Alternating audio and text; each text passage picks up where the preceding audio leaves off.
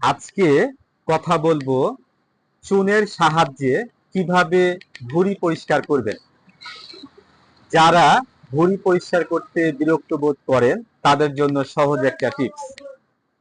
প্রথমে ভুঁড়িগুলো পানি দিয়ে ভালো মতো পরিষ্কার করে নিবেন। তারপরে ছোট ছোট টুকরা করে কেটে নিবেন।